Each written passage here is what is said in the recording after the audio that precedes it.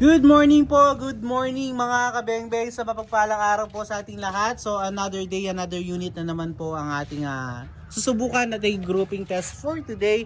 At ito po ay pupunta ng Pangasinan mga kabengbeng. So salamat po, big shoutout sa ating kabengbeng from Pangasinan na si Sir Daniel Carino. Sir Daniel Carino, ito na po ang inyong unit. So meron po tayo ditong Algae Molly na 3-in-1. Ayan, napaka-pogi po. So ayan, Algae Molly 3-in-1 sir. Naka-BSC black powder 4x16x44 na scope na requested ni sir. 24 inches long barrel, may silencer po, long tank, and also 3-cock po yan. Ayan, pakita natin. 1, 2, 3. And also dapat natin pakita dyan yung kanyang serial number syempre. Ayan, serial number niya sir, Algae Molly. Ayan, caliber 22 airgun. Airgun po yan ha. Then 021420. Ayan po yung kanya serial number. Yan po ay 3-in-1 mga kabengbeng. Pag sinabing 3-in-1, pwede siya sa single pellet, kagaya ng mga to. Ayan.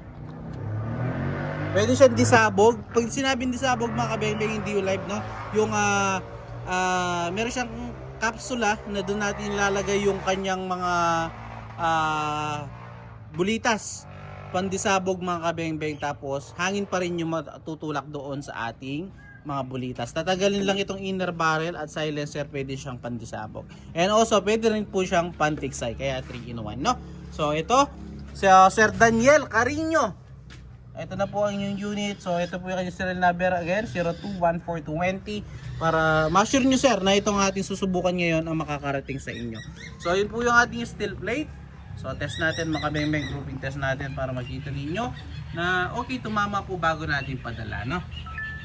First shot po tayo. First shot. Second shot.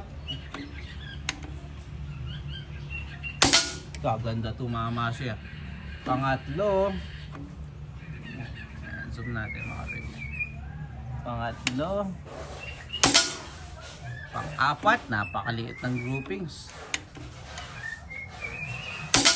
At pang-lima. So mature pellets po ang ating gamit na pellets no. So sir, 5 out of 5. Napakaliit ng groupings, nakita nyo naman po. Ayun po yung serial number nya no sir. So tara, puntahan natin yung ating naging groupings para makita nyo malapitan no. Ayan po, napakaliit lamang po ng kanyang groupings mga kabengbeng. Ayan, ito lang po na.